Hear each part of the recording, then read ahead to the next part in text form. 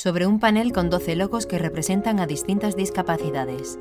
12 razones, 12 valores. Junta de Extremadura. Constelaciones colectivas. Sobre fondo oscuro. Diseño para todas las personas. COCENFE. Texto sobreimpreso. Todos precisamos un diseño normalizado para que ante cualquier circunstancia que nos surja y que limite nuestra funcionalidad, no tengamos dificultades que condicionen nuestra autonomía. Pues tener el apoyo necesario para gozar de la mayor autonomía posible. En algunos edificios no puedo entrar, en algunos comercios porque tienen un escaloncito y las sillas no suben, necesito ayuda para que suban. Pues yo creo que enseñar a la gente lo que realmente es la discapacidad.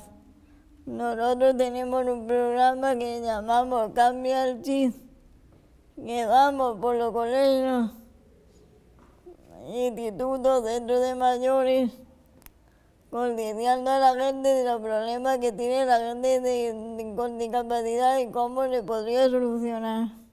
Porque yo estudié en un colegio ordinario, en un colegio público hace muchos años.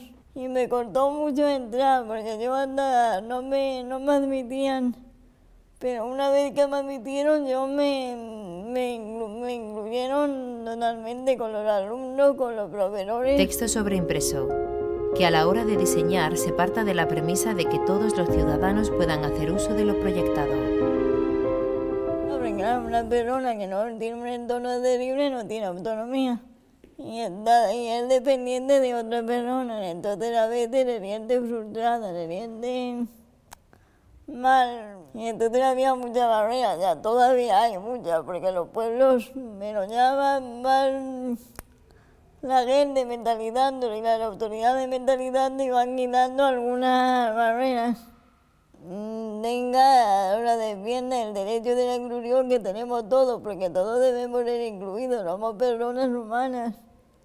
Y por lo tanto deberíamos estar incluidos en la sociedad. Que se tengan en cuenta los problemas de la persona con discapacidad, porque si le tienen en cuenta y le hacen muchas cosas, la vida de la persona con discapacidad cambia mucho. Junta de Extremadura, Vicepresidencia Segunda y Consejería de Sanidad y Servicios Sociales. Proyecto original de la Dirección General de Accesibilidad y Centros. Con la colaboración de SEPAD.